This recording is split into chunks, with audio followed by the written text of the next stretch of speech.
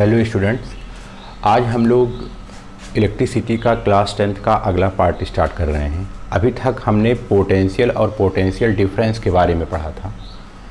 आपको याद होगा कि पोटेंशियल और जब पोटेंशियल डिफरेंस हम लोग पढ़ रहे थे तो वहाँ पर हमने एक टर्म का यूज़ किया था और उस टर्म का नाम था इलेक्ट्रिक फील्ड। इलेक्ट्रिक फील्ड तो वैसे तो इलेक्ट्रिक फील्ड हमें क्लास 12th में पढ़ना है, क्लास 12th की फिजिक्स में, वो उतना हमारे सिलेबस में है नहीं। लेकिन यहाँ पर आपको इलेक्ट्रिक फील्ड का ओवरव्यू जान लेना ज़रूरी है कि आखिर इलेक्ट्रिक फील्ड का मतलब क्या होता है। तो आइए हम लोग इलेक्ट्रिक फील्ड को समझने की कोशिश करते हैं। इसको समझो कि इलेक्ट्रिक फील्ड होता क्या है। जैसे हमें पता है, अगर हमें किसी बॉडी पर फोर्स लगाना है, अगर हमें किसी बॉडी पर क्या लगाना है, फोर्स,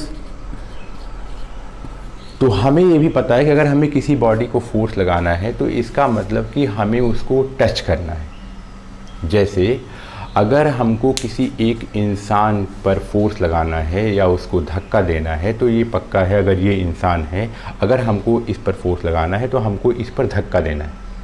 तो इसका मतलब कि मैं फोर्स लगा रहा हूँ तो मैं अपने हाथों से इसको टच कर रहा हूँ। तो एक बात ये समझ में आई कि फोर्स लगाने के लिए हमें टच करना इम्पॉर्टेंट है। मतलब फोर्स लगाया जा सकता है वो भी जब हम टच करेंगे तब। एक तरीके से फोर्स लगाया जाएगा जब हम टच करेंगे। अच्छा, अब दूसरी बात ये आती है, क्या फोर्स हम बिना टच किए लगा सकते हैं? जी हाँ, बिल्कुल, बिना टच किए भी आप फोर्स लगा सकते हैं। फोर्स आप टच करके भी लगा सकते हैं, फोर्स आप विदाउट टचिंग लगा सकते हैं। अब विदाउट टचिंग वाला क्या? आपको ये पता है विदाउट टचिंग भी कोई भी बॉडी किसी पर फोर्स लगा सकती है। उसका सबसे अच्छा एग्जाम्पल, जैसे आपको ये पता है कि अगर मैं इस मार्कर को यहाँ से छोड़ दूँ तो पक्का है जो अर्थ है, अर्थ इस मार्कर पर फोर्स लगा रही है और उसने इसको अपनी तरफ खींच लिया।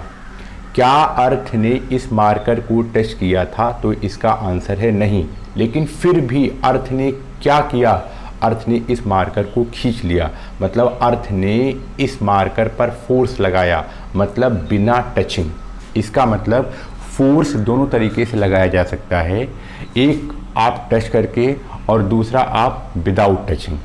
ऐसे ढेर सारे एग्जाम्पल हैं। जैसे आपको ये पता है, अगर ये अर्थ है, अगर ये क्या है, अर्थ, तो अगर अर्थ अगर कोई यहाँ पर बॉडी है तो अर्थ यहाँ पर विदाउट टचिंग क्या लगा रही है? फोर्स। क्या लगा रही है? फोर्स। तो इसका मतलब कि यहाँ पर बिना टच किए हुए भी फोर्स लगाया जा सकता है। फिर से अगला एग्जाम्पल समझो। अभी हम यहाँ पढ़ना नहीं है इसको, लेकिन हमें इस बात को समझना है। जैसे आपको पता है कि अगर ये कोई एक मैग्नेट है, ये इसका नॉर्थ पोल है, ये इसका साउथ पोल है, यहाँ एक दूसरा मैग्नेट है, ये इसका साउथ पोल है और ये इसका नॉर्थ पोल है। आपने इस मैग्नेट को ऐसे पकड़ा और आपने देखा ये मैग्नेट इसके साथ टच नहीं है, फिर भी ये वाला मैग्नेट इस वाले मैग्नेट को अपनी तरफ खींच लेता है और ये आकर के यहाँ पर टच हो जाता है। मतलब साउथ और नॉर्थ यहाँ पर आकर के वो टच हो जाता है। आपने ये देखा कि इस वाले मैग्नेट ने क्या अप्लाई किया? Answer force. किस पर? इस पर, और इसको पकड़ करके अपनी तरफ खींच लिया। तो यहाँ भी क्या है? यहाँ भी विदाउट टचिंग। अच्छा, फिर से देखिए, जब हम लोग इलेक्ट्रिक चार्ज पढ़ रहे थे तो वहाँ मैंने आपको ये बताया था कि पॉजिटिव और पॉजिटिव चार्ज के बीच में रिपल्सन, पॉजिटिव और नेगेटिव चार्ज के बीच में अट्रैक्शन, नेगेटिव के बीच में रिपल्सन और पॉजिटिव नेगेटिव के बीच में अट्रैक्शन। अगर मैं आपसे कहूँ कि यहाँ पर एक पॉजिटिव चार्ज है यहाँ पर एक क्या है, पॉजिटिव चार्ज। अगर यहाँ पर एक दूसरा निगेटिव चार्ज रखा है तो आपको पता है ये पॉजिटिव चार्ज इस निगेटिव चार्ज को अपनी तरफ अट्रैक्ट कर ले रहा है। यहाँ पर कोई टचिंग नहीं है, इसका मतलब ये हुआ विदाउट टचिंग ये पॉजिटिव चार्ज इस निगेटिव चार्ज को अपनी तरफ अट्रैक्ट कर ले रहा है। तो हम आपको क्या बताना चाह रहे हैं, हम आपको ये बताना चाह रहे हैं कि अभी हम आपको इलेक्ट्रिक फील्ड नहीं बता रहे हैं, अभी हम आपको बता रहे हैं फील्ड। उसको ज़्यादा अच्छे से हम बोलेंगे फील्ड फोर्स। फील्ड फोर्स मतलब कोई एक बॉडी किसी दूसरी बॉडी पर फोर्स लगा सकती है विदाउट टचिंग। जब कोई एक बॉडी किसी दूसरी बॉडी पर क्या लगाए, फोर्स, और बिना टच किए, तो पक्का है जो बॉडी किसी दूसरी बॉडी को अट्रैक्ट या रिपल कर रही है विदाउट टचिंग, इसका मतलब कि वो अपने चारों तरफ एक फील्ड जनरेट कर रही है और उसी फील्ड के सहारे ही वो फोर्स ऑफ अट्रैक्शन या रिपल्सन लगाती है। फिर से आप देखो, जैसे ये अर्थ है, अर्थ इस बॉडी को खींच रही है लेकिन टच नहीं है। इसका ये मतलब हुआ अर्थ इस पर फोर्स लगा रही है विदाउट टचिंग। इसका मतलब अर्थ अपने चारों तरफ एक फील्ड बनाए हुए है और उसी फील्ड के सहारे ही वो इसको अट्रैक्ट कर रही है। फिर से सुनिए, यहाँ पर ये एक मैग्नेट था और आपको पता है मैग्नेट को आपको फोर्स लगाना है, मैग्नेट को आपको फोर्स लगाना है, वो भी विदाउट टचिंग। इसका मतलब अगर ये मैग्नेट इसको अपनी तरफ अट्रैक्ट कर रहा है विदाउट टचिंग, मतलब फोर्स लगा रहा है, इसका ये मतलब हुआ कि यहाँ पर ये मैग्नेट एक फील्ड जनरेट किया है। जहाँ पर बिना टच किए फोर्स लग जाए, जहाँ पर बिना टच किए फोर्स लग जाए, या तो अट्रैक्शन का या तो रिपल्सन का, इसका मतलब कि वो मटेरियल अपने आसपास एक फील्ड जनरेट किया हुआ है। इसका मतलब ये मैग्नेट के भी चारों तरफ एक फील्ड है जिसके सहारे ये इसको खींच ले रहा है। फिर से, जैसे ये एक पॉजिटिव चार्ज है और इसने एक निगेटिव चार्ज को क्या किया, अट्रैक्ट कर लिया विदाउट टचिंग। इसका मतलब कि यहाँ पर भी फील्ड है, जहाँ पर विदाउट टचिंग फोर्स लगे, इसका मतलब ये हुआ कि वो मटेरियल एक फील्ड जनरेट कर रहा है और उस फील्ड में जो वो फोर्स लगा रहा है उसको हम लोग बोलेंगे field force. Field force concept में कब आएगा, जब without touching. Field force concept में कब आएगा, field force. Field force, field force when a force apply on another body without touching.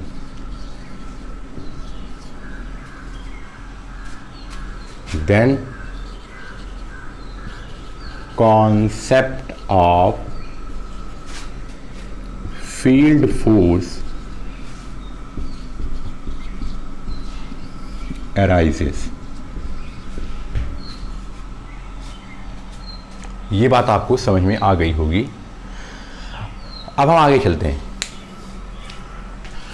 इसका मतलब हमने क्या देखा, हमने देखा कि अर्थ फील्ड जनरेट करती है, अर्थ। दूसरा हमने देखा मैग्नेट फील्ड जनरेट करती है और हमने देखा जो पॉजिटिव निगेटिव था उसको क्या बोलेंगे, चार्ज भी फील्ड जनरेट करती है।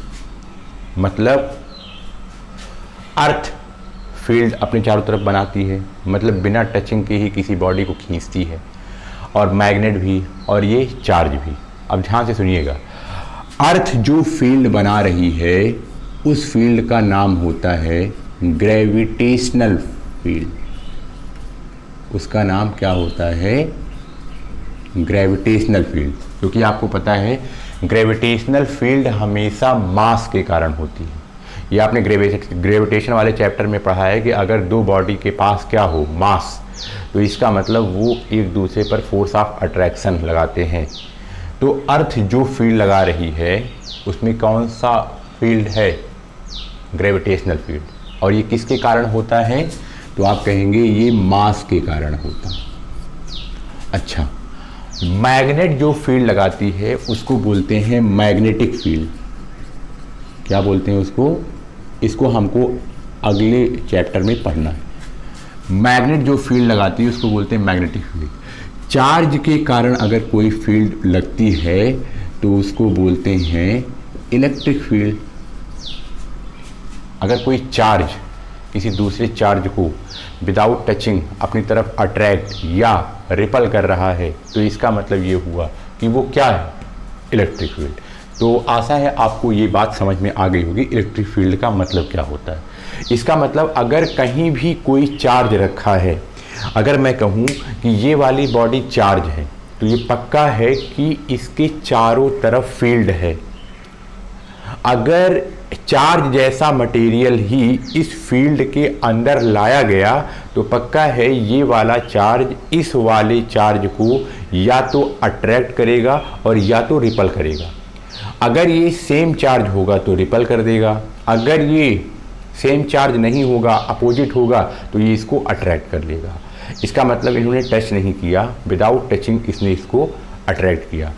इसका मतलब अर्थ अपनी तरफ फील्ड जनरेट करती है, मैग्नेट अपनी तरफ फील्ड जनरेट करती है और चार्ज भी अपनी तरफ क्या जनरेट करती है?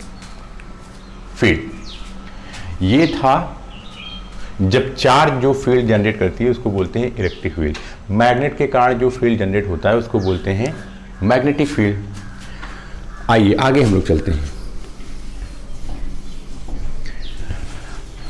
अब आगे थोड़ा सा आज हमें इलेक्ट्रिक करंट पढ़ना है, तो हम एक बात 1 मिनट या 2 मिनट आपका लेंगे ये बात आपको समझाने के लिए। तो आपको ये बात समझ में आई इलेक्ट्रिक फील्ड।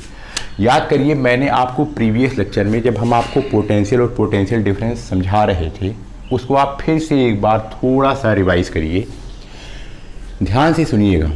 अगर मैं कहूँ यहाँ पर एक चार्ज रखा है, क्या रखा है? चार्ज। अच्छा, तो ये पक्का है कि चार्ज अपने चारों तरफ, इधर भी इधर भी इधर भी, कहने का मतलब अपने चारों तरफ एक क्या बना रहा है? फील्ड। और उस फील्ड का नाम क्या है? पूरा प्रॉपर लिखिए। तो ये चार्ज के कारण है तो इसका मतलब ये हो गया इलेक्ट्रिक फील्ड। ये क्या हो गया? Electric field. अब यहाँ चारों तरफ क्या है? Electric field. अगर इलेक्ट्रिक फील्ड में हम कोई दूसरा टेस्ट चार्ज लाते हैं तो इसका ये मतलब हुआ उस पर फोर्स अप्लाई होगा, उस पर फोर्स अप्लाई होगा। और आपको ये भी बताए थे, ध्यान से सुनिएगा। इसका मतलब ये है फील्ड, इसका मतलब फील्ड इधर की डायरेक्शन में है, फील्ड इधर की डायरेक्शन में है।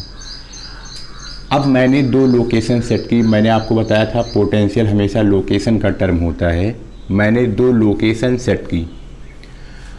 अगर यहाँ पर मैंने एक छोटा सा पॉजिटिव टेस्ट चार्ज यहाँ पर मैं लाया, यहाँ पर,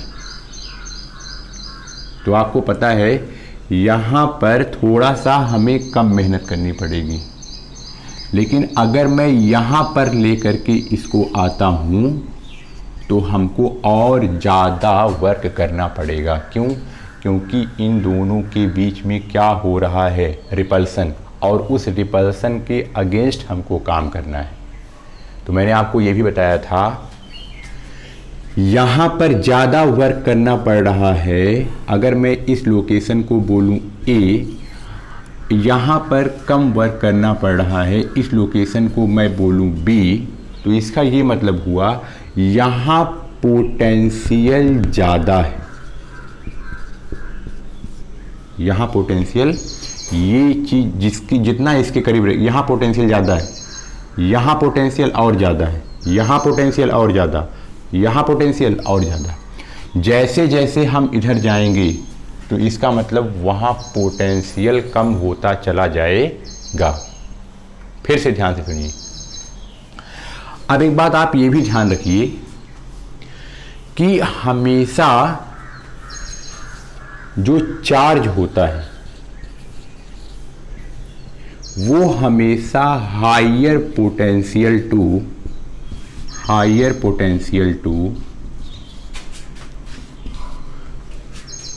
लोअर पोटेंशियल मूव करता है। ये हमें इलेक्ट्रिक करंट में ये सब बातें काम आएंगी।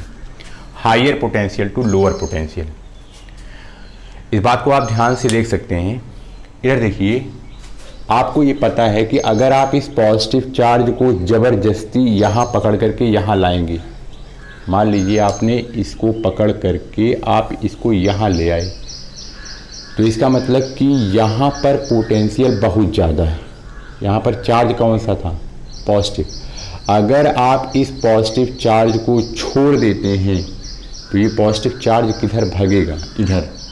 तो इसका मतलब ये हुआ जो ये चार्ज मूव कर रहा है ये हाई पोटेंशियल से कहाँ? लोअर पोटेंशियल की तरफ।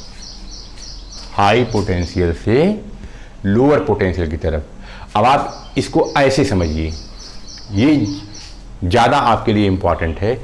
अगर कोई चार्ज कहीं से कहीं जा रहा है अपने मन से, तो समझ जाइए जहाँ से वो निकला था वहाँ हाई पोटेंशियल है और वो जिधर जा रहा है वहाँ पोटेंशियल लो है। बहुत ध्यान से सुनिएगा। अब आप इस बात को ऐसे समझिए, कोई चार्ज अगर है, क्योंकि इसमें और भी ज़्यादा कॉम्प्लिकेशंस हैं, लेकिन आपको वहाँ नहीं जाना है, आपको हायर क्लासेस में ये सब बातें पढ़नी हैं। आप वहाँ ज़्यादा जाएंगे तो आप फिर विषय से इधर हो जाएंगे। आपको नेट में अब ये बात समझनी है, अगर कोई चार्ज कहीं मूवमेंट कर रहा है, बहुत ध्यान से सुनिएगा, कोई चार्ज अगर मूवमेंट कर रहा है, अगर मैं ये कहूँ मैंने देखा ये कोई चार्ज था, ये चार्ज यहाँ से यहाँ मूव कर गया, मतलब ये कोई चार्ज था और ये चार्ज यहाँ से यहाँ मूव कर गया। इसका मतलब चार्ज मूव कर रहा है यहाँ से यहाँ, तो इसका मतलब पक्का जान जाना कि यहाँ पर हाई पोटेंशियल है, हाई पोटेंशियल है, और यहाँ पर लो पोटेंशियल है। यहाँ पर क्या है? Low potential. फिर से सुनिए, अगर मैं कहूँ एक चार्ज यहाँ पर है और यहाँ से यहाँ गया, इसका मूवमेंट की डायरेक्शन ये है। कोई चार्ज है वो यहाँ से यहाँ गया, पहले एक चार्ज यहाँ से यहाँ गया था, अब कोई चार्ज यहाँ से यहाँ गया, तो इसका मतलब पक्का है यहाँ से निकला था, इसका मतलब ये है इसका हाई पोटेंशियल और ये है इसका लो पोटेंशियल। मतलब चार्ज जहाँ से चलता है और जहाँ पर जाता है, तो जहाँ से वो स्टार्ट होता है और वो स्वयं जाए, ऐसा नहीं कोई इसको पकड़ करके ले जाए। अगर स्वेच्छा से, अगर वो अपने मन से कहीं से निकल करके कहीं चला जाता है, अगर वो यहाँ से निकला और यहाँ चला गया, तो इसका मतलब ये हुआ कि यहाँ का पोटेंशियल हाई है और यहाँ का पोटेंशियल लो है। और फिजिक्स में मतलब ये नेचर का रूल है, कोई भी बॉडी अपने अंदर की एनर्जी को लॉस करके वो स्टेबल होना चाहती है। जैसे आपको ये पता है कि अगर आप दौड़ रहे हैं तो आप अपनी एनर्जी को लॉस करके बैठना चाहेंगे, बैठने में भी एनर्जी लगती है, तो आप और स्टेबल होना चाहेंगे, तो इसका मतलब अपनी एनर्जी लॉस करके आप लेट जाएंगे। कहने का मतलब और आप स्टेबल कंडीशन में आ गए। तो नेचर में कोई भी बॉडी हमेशा स्टेबल कंडीशन में रहना चाहती है, और कोई स्टेबल तब हो सकता है जब उसके पास एनर्जी मिनिमम हो। अगर आपके पास एनर्जी सबसे मिनिमम रहेगी तभी आप सबसे ज़्यादा स्टेबल रहेंगे। अगर आपके पास एनर्जी ज़्यादा भरी है तो आप स्टेबल नहीं रहेंगे, आप हमेशा भागते घूमते रहेंगे। तो नेचर का ये रूल है कि अपने अंदर से एनर्जी निकालिए और स्टेबल हो जाइए। तो वही बात है, अगर कोई चार्ज यहाँ से यहाँ भाग रहा है तो पक्का है यहाँ उसके पास एनर्जी ज़्यादा थी और ये जिधर वो भाग रहा है उधर इसके पास एनर्जी कम है और इसीलिए इधर भाग रहा है। इसका मतलब ये हाई पोटेंशियल टू कहाँ जा रहा है? Low potential. अच्छा, अब इस बात को फिर से समझिए। बस मैं अब इलेक्ट्रिक करंट की तरफ आ रहा हूँ। ये आपका बेसिक मैं बिल्डअप अभी तक कर रहा था। अब एक बात आप लॉजिकली और भी समझिए कि आखिर ये हम पोटेंशियल और पोटेंशियल डिफरेंस पढ़ क्यों रहे थे।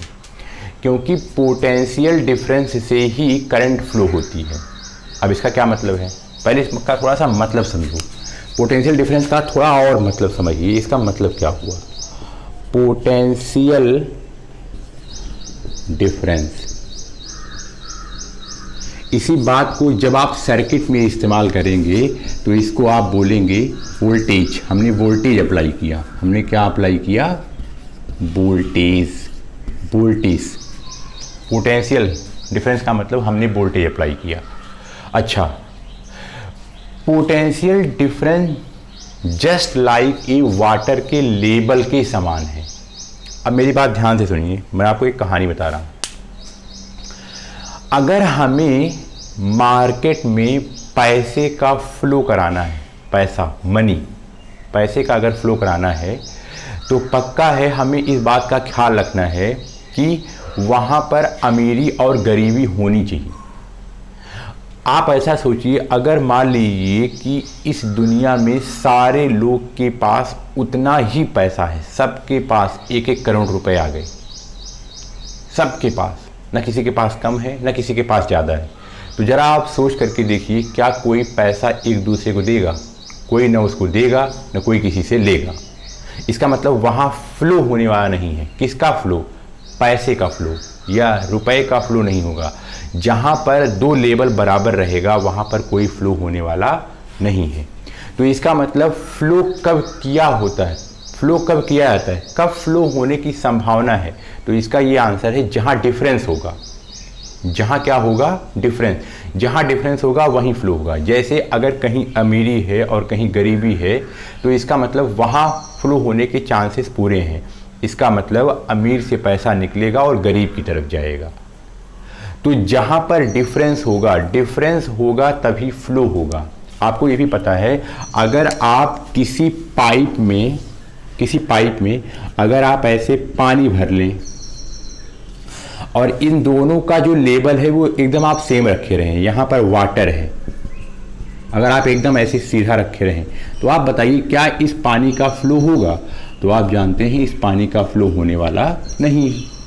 अच्छा, अगर मैंने कहा इस पाइप को आपने थोड़ा सा ऐसे टेढ़ा कर दिया, ये ऐसे कर दिया, आपने इस पाइप को ऐसे कर दिया, अब देखिए इसका लेवल का डिफरेंस आ गया। पहले देखिए अगर मैं इसको यहाँ लेवल मानूं तो यहाँ पर पहले ये भी h हाइट पर था और ये भी h हाइट पर था। बाद में मैंने क्या किया, इसको थोड़ा सा ऐसे ऊपर उठा दिया, ये h1 हाइट का हो गया, और ये थोड़ा इसको ऐसे झुका दिया तो ये h2 हाइट का। तो वाटर यहाँ से आराम से निकलने लगा। इसका मतलब यहाँ पर हाइट का डिफरेंस था। हाइट के डिफरेंस की वजह से ही किसका फ्लो हो पाया? वाटर का। तो सेम वैसे ही आपको यहाँ समझना है कि जो ये हाइट का डिफरेंस है वैसे ही करंट वाले चैप्टर में ये पोटेंशियल डिफरेंस होता है। और जो ये पानी का फ्लो है इसको आप मानेंगे कि वो करंट है। मतलब किसी भी सर्किट में, फिर से सुनिए, किसी भी सर्किट में करंट का फ्लो तभी होगा जब उनके बीच में पोटेंशियल का डिफरेंस होगा। उनके बीच में क्या होगा? पोटेंशियल का डिफरेंस होगा। और ये बात आपको मैं बार बार समझा रहा हूँ कि पोटेंशियल का डिफरेंस होगा। जैसे मैंने आपको ये बताया था कि पोटेंशियल हमेशा लोकेशन का टर्म है। पोटेंशियल हमेशा किसका टर्म है? लोकेशन का। अगर यहाँ पर एक पॉजिटिव चार्ज है, अगर मैं पकड़, देखिए लोकेशन देखिए, ये है लोकेशन नंबर ए, ये है लोकेशन बी और ये है लोकेशन सी। देखिए यहाँ पर पोटेंशियल सबसे ज़्यादा, वी ए पर पोटेंशियल सबसे ज़्यादा, उसके बाद वी बी पर, उसके बाद वी सी पर। यहाँ पर पोटेंशियल सबसे ज़्यादा, यहाँ पर पोटेंशियल उससे कम, यहाँ पर पोटेंशियल उससे कम। अब देखिए इसका मतलब इसके और इसके बीच में पोटेंशियल का डिफरेंस है। इसका मतलब अगर हम कहीं चार्ज रखेंगे तो पक्का है कि चार्ज फ्लो करेगा। चार्ज क्या करेगा? फ्लो करेगा। अगर यहाँ पर मैंने कोई चार्ज रखा है तो ये चार्ज खट से मूव करके इधर जाएगा, क्योंकि यहाँ पोटेंशियल ज़्यादा है और यहाँ पोटेंशियल क्या है, कम है। तो इसका मतलब चार्ज इधर मूव करेगा। इसका मतलब जो चार्ज है, जो हमारा चार्ज है और वो भी पॉजिटिव चार्ज, वो इधर से उधर मूव करेगा। फिर से देखिए, इस लोकेशन पर पोटेंशियल इससे ज़्यादा है, यहाँ पोटेंशियल ज़्यादा है। इसका मतलब कि चार्ज को अगर मैंने फ्रीली छोड़ दिया तो चार्ज यहाँ मूव करेगा। अब आप देखो, पोटेंशियल हमेशा लोकेशन का टर्म होता है, मतलब इन दोनों लोकेशन में पोटेंशियल का डिफरेंस है तभी चार्ज मूव किया है। इसका ये भी एक मतलब है, अगर कहीं चार्ज मूव कर रहा है एक प्लेस से दूसरे प्लेस, तो पक्का है उन दोनों प्लेस के बीच में क्या है, डिफरेंस, और उस डिफरेंस को क्या बोला जाएगा, पोटेंशियल डिफरेंस। यहाँ से यहाँ के बीच में क्या है, पोटेंशियल डिफरेंस। कैसे पता चला, आप कहेंगे कि जो यहाँ पर चार्ज मूव किया, इसीलिए।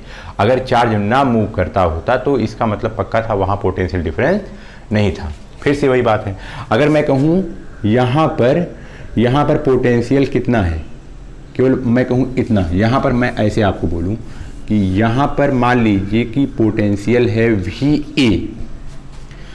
VA यहाँ पर पोटेंशियल है। अगर मैं कहूँ कोई चार्ज को आप यहीं पर ले जाइए तो ये चार्ज नहीं जाएगा।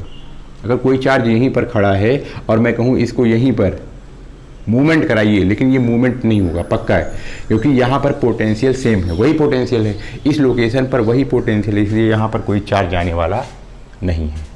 तो हमें एक बात ये समझ में आती है कि जो करंट है ना, करंट बिना पोटेंशियल डिफरेंस हुए नहीं हो सकती है। तो आइए हम लोग अब स्टार्ट करते हैं कि आखिर इलेक्ट्रिक करंट होता क्या है। अब ध्यान से सुनिए, इलेक्ट्रिक करंट,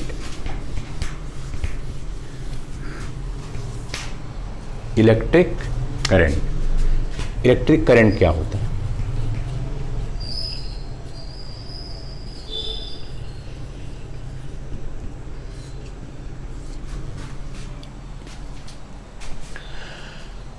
अब देखिए, इलेक्ट्रिक करंट को समझने के लिए हमें दो ज़्यादा इम्पॉर्टेंट चीज़ों की ज़रूरत पड़ेगी। सबसे पहला ये कि इलेक्ट्रिक करंट हमको तब समझ में आएगा जब हम चार्ज समझेंगे, और मैंने आपको चार्ज पहले बताया था।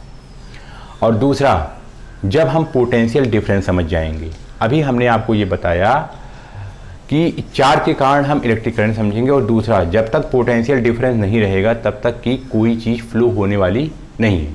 अच्छा, अब बात आती है, अगर मान लीजिए कि मेरे पास कोई चार्ज है, अगर मान लीजिए मेरे पास कोई क्या है, अगर मान लीजिए मेरे पास कोई चार्ज है, अगर ये चार्ज खड़ा है मतलब रेस्ट में, अगर कोई मेरे पास चार्ज है और ये रेस्ट में है, तो वहाँ करंट नहीं बनेगी। तो करंट कब बनती है, तो आप कहेंगे जब ढेर सारे चार्ज एक पार्टिकुलर डायरेक्शन में मूवमेंट करने लगते हैं, तब हमें एक इफेक्ट जनरेट होता है जिसका नाम है इलेक्ट्रिक करंट। जब ढेर सारे चार्ज, क्या होता है, ढेर सारे चार्ज क्या करते हैं, एक ही डायरेक्शन में जब वो मूवमेंट करने लगते हैं, तो इसका मतलब एक इफेक्ट जनरेट होता है जिसको हम लोग क्या बोलेंगे, इलेक्ट्रिक करंट। तो इसका मतलब flow of charge, flow of charge per unit time, per unit time is known as electric current, is known as electric current. Flow of charge per unit time is known as electric current. अच्छा, आइए अब हम इस बात को थोड़ा समझते हैं। अब आपको ये पता है कि मान लीजिए कि मेरे पास ये एक कंडक्टर है, और मैंने आपको फ्री इलेक्ट्रॉन के बारे में पहले ही मैं चर्चा कर चुका हूँ। अगर ये कंडक्टर है, आपको ये पता है कंडक्टर में ही फ्री इलेक्ट्रॉन पाए जाते हैं। ये क्या है, कंडक्टर। तो कंडक्टर में क्या है, मान लीजिए मैं कहता हूँ ये फ्री इलेक्ट्रॉन है, ये क्या है, फ्री इलेक्ट्रॉन। और फ्री इलेक्ट्रॉन को पता है जो अपना ऑर्बिट छोड़ देता है उसको हम लोग क्या बोलते हैं, फ्री इलेक्ट्रॉन। ये फ्री इलेक्ट्रॉन है। अच्छा, अभी ये कुछ कर नहीं रहा है, मतलब ये एक मटेरियल है, ये कंडक्टर है, और आपको ये भी पता है कंडक्टर के अंदर क्या फ्लो होती है, करंट। जिसके अंदर करंट फ्लो हो जाए उसको हम लोग क्या बोलते हैं, कंडक्टर। और जिसके अंदर करंट ना फ्लो हो उसको हम लोग क्या बोलते हैं, इंसुलेटर। जैसे आपको पता है कि प्लास्टिक, उसके अंदर करंट फ्लो नहीं होगी तो इसका मतलब वो इंसुलेटर है। और कोई भी मेटल हो वो क्या है, कंडक्टर, क्योंकि उसके अंदर क्या होती है, इलेक्ट्रिसिटी प्रोड्यूस हो सकती है, इलेक्ट्रिसिटी उसमें चल सकती है, चार्ज का फ्लो हो सकता है। इसका मतलब ये हुआ कि वो कंडक्टर है, जो अपने अंदर से इलेक्ट्रिसिटी अलाउ करेगी उसको क्या बोलेंगे, कंडक्टर। अच्छा, यहाँ पर फ्री इलेक्ट्रॉन है, अब ध्यान से सुनिएगा, यहाँ सब फ्री इलेक्ट्रॉन ऐसे बैठे हुए हैं, लेकिन अभी ये फ्री इलेक्ट्रॉन ना मूव नहीं कर रहे हैं। ये फ्री इलेक्ट्रॉन अभी रेस्ट में है, ये भी रेस्ट में है। और जब तक रेस्ट में रहते हैं तब तक करंट नहीं बनती है। करंट कब बनती है, जब चार्ज का फ्लो होने लगे। और आपको ये पता है जो इलेक्ट्रॉन है, इलेक्ट्रॉन के ऊपर चार्ज है, इलेक्ट्रॉन के ऊपर क्या है, चार्ज। इसके इलेक्ट्रॉन, इसके ऊपर भी चार्ज है, निगेटिव, इसके ऊपर निगेटिव निगेटिव निगेटिव। लेकिन अभी ये चार्ज रेस्ट पर है। अब हम क्या करेंगे, हम चाह रहे हैं हम इसमें करंट फ्लो करा दें। तो इसका मतलब हम चाहेंगे कि हम इन सारे चार्ज को एक पार्टिकुलर डायरेक्शन में फ्लो करा दें किसी तरीके से। और मैंने आपको अभी बताया कि किसी भी चार्ज का फ्लो तभी होगा जब हम क्या करेंगे, जब हम पोटेंशियल डिफरेंस बनाएंगे। अभी यहाँ पर पोटेंशियल डिफरेंस नहीं है। आपको पता है पोटेंशियल डिफरेंस हमेशा लोकेशन की होती है। तो यहाँ पर अभी जितना पोटेंशियल इसका है उतना ही पोटेंशियल इसका है। यहाँ भी वही पोटेंशियल है और यहाँ भी वही पोटेंशियल है, इसीलिए अभी यहाँ कोई फ्लो नहीं होगा। तो हमने एक काम किया, यहाँ पर मैंने हाईली पॉजिटिव प्लेट लगा दी, पॉजिटिव चार्ज की, पॉजिटिव चार्ज की मैंने क्या लगा दी, प्लेट। और यहाँ पर मैंने हाईली निगेटिव चार्ज की प्लेट लगा दी। अब देखो यहाँ पोटेंशियल बन गया। यहाँ मैंने हाईली पॉजिटिव चार्ज की प्लेट लगाई और यहाँ पर मैंने हाईली नेगेटिव चार्ज की प्लेट लगाई। और आपको ये पता है कि नेगेटिव चार्ज यहाँ के फ्री इलेक्ट्रॉन को रिपल करेगा। नेगेटिव प्लेट फ्री इलेक्ट्रॉन को, जिस पर कि क्या है, नेगेटिव चार्ज, तो आपको पता है नेगेटिव नेगेटिव के बीच में क्या होता है, रिपल्सन। तो ये इसको क्या करेगा, धक्का देगा। इसका मतलब सारे के सारे इलेक्ट्रॉन कहाँ भागना स्टार्ट करेंगे, इधर। और यहाँ देखिए जैसे ही इधर आए तो यहाँ इसको क्या मिला, पॉजिटिव। तो इसका मतलब इसको, इसका काम और आसान हो गया। ये इसको ढकेल रहा है और ये इसको पकड़ करके खींच रहा है। तो इसका मतलब बहुत तेजी के साथ इलेक्ट्रॉन का फ्लो इधर से इधर होने लगा। तो इसका ये मतलब हुआ, अब यहाँ पर जो चार्ज पहले रेस्ट में था, अब सारे के सारे चार्ज एक पार्टिकुलर डायरेक्शन में यहाँ से यहाँ मूव करने लगे। और जब चार्ज एक पार्टिकुलर डायरेक्शन में ढेर सारे चार्ज एक तरफ फ्लो होने लगे, जो हमें इफेक्ट मिलता है वो करंट है। इसका मतलब ये हुआ कि अब इस कंडक्टर में क्या फ्लो होने लगी, तो इसका आंसर हुआ इसके अंदर करंट फ्लो होने लगी। क्या फ्लो होने लगी, करंट। अब ये बात आती है कि करंट की डायरेक्शन क्या मानी जाए। अब समस्या ये है कि इलेक्ट्रॉन तो इधर मूव कर रहा है, तो ये बात आपको यहाँ ध्यान रखनी है कि करंट की डायरेक्शन हमेशा पॉजिटिव चार्ज के मूवमेंट को मानी जाती है।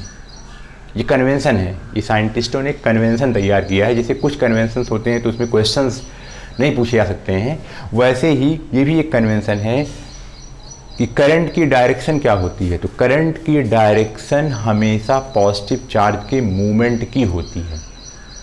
अब ये बात ध्यान से सुनना, अगर निगेटिव चार्ज इधर से इधर जा रहा है तो इसका मतलब ये हुआ कि जो पॉजिटिव चार्ज है वो इधर से इधर जाएगा, क्योंकि आपको पता है पॉजिटिव पॉजिटिव के बीच में रिपल्सन, और ये इसको धक्का देगा तो ये यहाँ से यहाँ जाएगा। इसको हम लोग बोलेंगे पॉजिटिव चार्ज। और पॉजिटिव चार्ज के मूवमेंट की डायरेक्शन को ही हम लोग क्या बोलेंगे, करंट की डायरेक्शन। तो यहाँ इसका ये मतलब हुआ, हम इसको ऐसे बोल सकते हैं कि करंट की डायरेक्शन हमेशा इधर की तरफ है। ये करंट की डायरेक्शन और ये कन्वेंशन है। ये क्या है? कन्वेंशन। ये कन्वेंशन, ये कन्वेंशन है।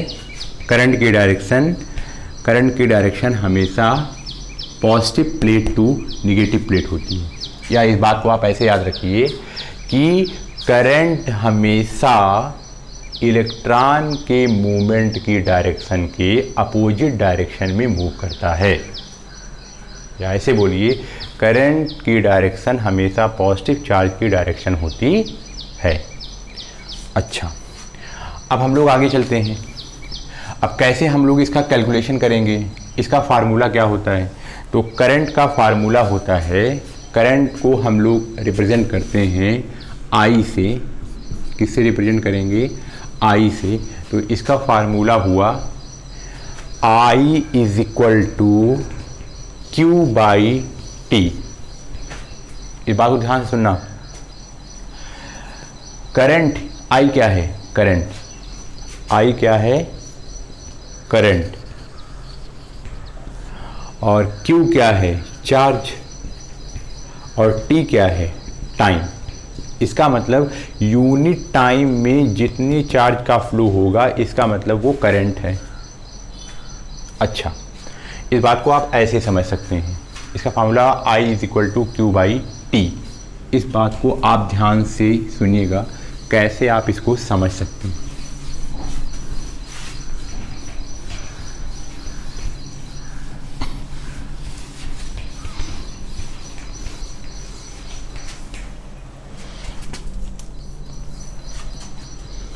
इधर देखिए,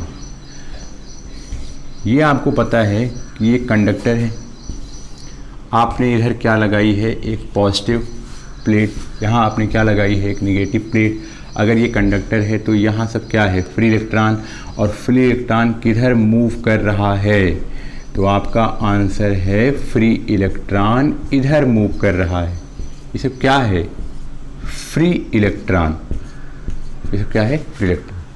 अब अगर मैं आपसे कहूं कि बताओ कितनी करंट, तो आप कहीं भी किसी एक क्रॉस सेक्शन एरिया पर बैठ जाइए। अगर मान लीजिए आप यहाँ बैठ गए, अब यहाँ से आप देख रहे हैं कि आखिर कितना इलेक्ट्रॉन जा रहा है। 1 गया, 2 गया, 3 गया, 4 गया। उसके साथ आप टाइम भी। अगर आप ऐसे बोलें कि आप यहाँ बैठे रहे, 2 सेकंड में 1 2 3 चार्ज यहाँ से पास हो गया। 2 सेकंड में 3 चार्ज यहाँ से पास हो गया। तो इसका मतलब ये हुआ कि जो 3 चार्ज की वैल्यू कितनी होगी अपान कितना टाइम लगा? 2 सेकंड। तो इसका मतलब ये क्या हो गया कि वो उसकी इलेक्ट्रिक करंट है। तो इलेक्ट्रिक करंट का फार्मूला हुआ I is equal to Q by T. अब इसकी यूनिट क्या होती है? यूनिट होती है। Q की यूनिट क्या होती है? Q क्या है? चार्ज। तो चार्ज की यूनिट क्या होती है? कूलाम। और T क्या है? टाइम। तो टाइम की यूनिट क्या है? सेकंड। तो यहाँ हो गया कूलाम पर सेकंड। या इसको आप ऐसे बोल सकते हैं, कूलाम S की पावर -1। उसकी एक और यूनिट है, करंट को हम लोग एम्पियर भी बोलते हैं। क्या बोलते हैं? एम्पियर। तो चाहे आप बोलो कूलाम पर सेकंड, चाहे CS की पावर -1, चाहे आप बोलो एम्पियर। ये हो गई आपकी करंट की यूनिट। और करंट की डायरेक्शन क्या होती है? डायरेक्शन ऑफ करंट क्या होती है? Opposite to motion of electron और डायरेक्शन ऑफ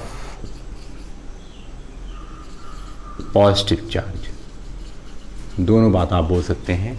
आप बोल सकते हैं कि जिस डायरेक्शन में इलेक्ट्रॉन मूव कर रहा है उसके अपोजिट डायरेक्शन में, या पॉजिटिव चार्ज के डायरेक्शन को हम लोग क्या बोलेंगे? इलेक्ट्रिक करंट की डायरेक्शन। Thank you.